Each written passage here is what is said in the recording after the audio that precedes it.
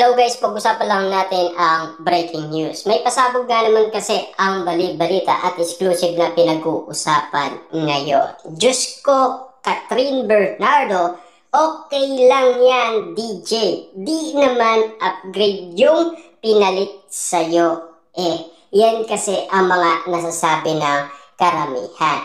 Pero merong banat din naman kasi ang mga Dilulu fans ni Catherine Bernardo kung bakit nga naman sila nagbabardagulan sa social media. Bakit daw si Daniel Padilla ay ganun din naman kasi.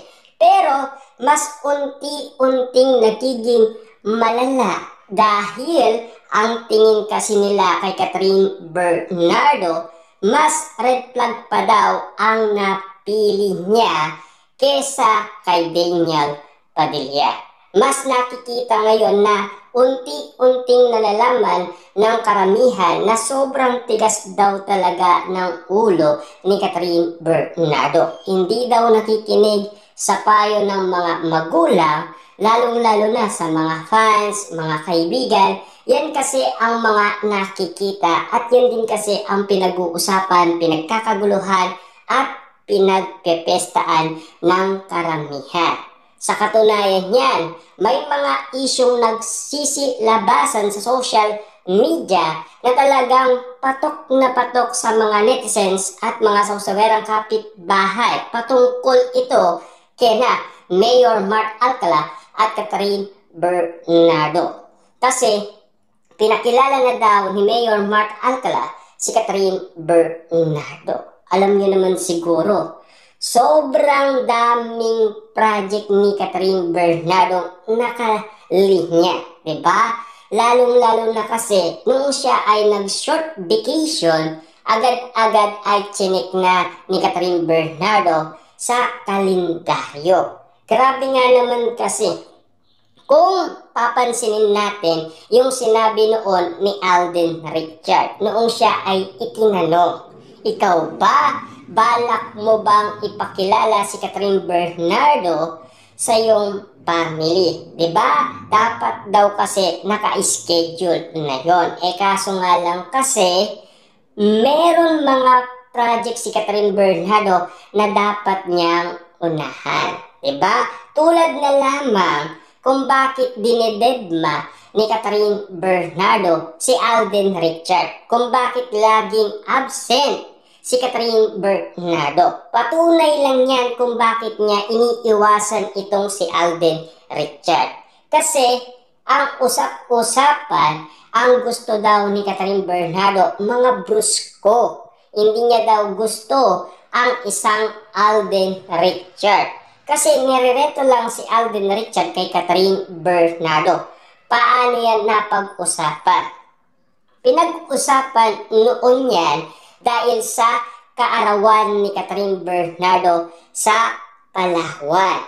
At karagdagan usapan yan noong nagkaroon ng private birthday si Catherine Bernardo. Dahil surprise birthday yun ni Mami Min Bernardo. At lalong-lalo na may pasupresa umano si Alden Richard kay Catherine Bernardo. Yung bouquet na bulaklak at mga mamahaling pabango. Yan kasi kung bakit napag-usapan na pilit nirereto ng mga kaibigan ni Catherine Bernardo si Alden Richard sa kanya.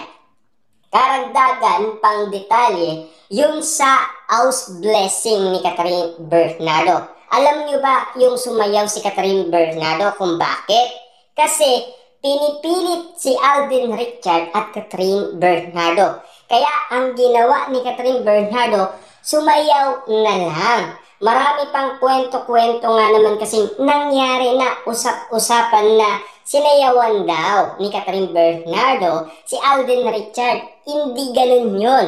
Sinayaw ni Catherine Bernardo dahil nirereto siya kay Alden Richard. Hanggang sa nag-announce ang dalawang network na biglang may hello. Ibig sabihin, kaagad-agad na verify ng karamihan na magkakaroon ng movie ulit ang Kat din, 'di ba?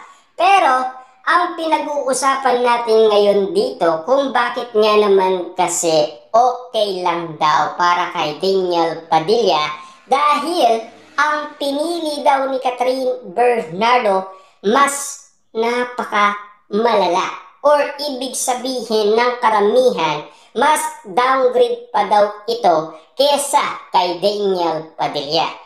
Marami nga naman kasing pinag-uusapan ngayon sa social media na tila si Daniel Padilla may nararating kesa kay Catherine Bernardo. Kasi si Daniel Padilla kahit walang love team, kaya niyang patunayan ang kanyang sarili. Katunayan niyan, parami ng parami ang mga pinag-uusapan project kay Daniel Padilla sa pagiging action star niya.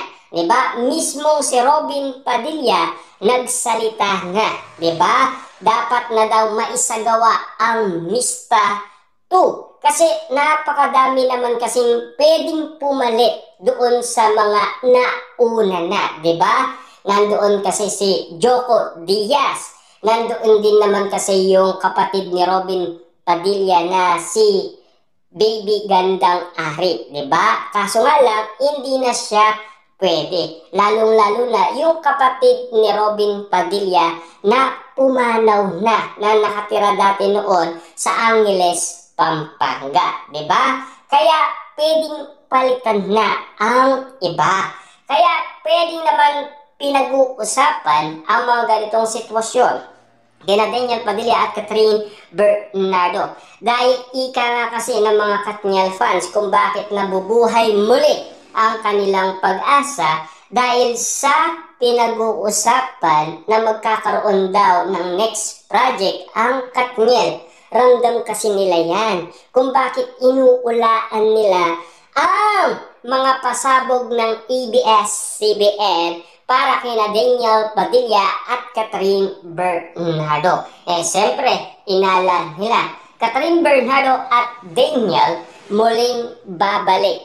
Kasi yan ang mga pinag-uusapan ngayon ng karamihan sa social media. Napilit nating nalalaman dahil binabantayan natin ang bawat usapin sa social media.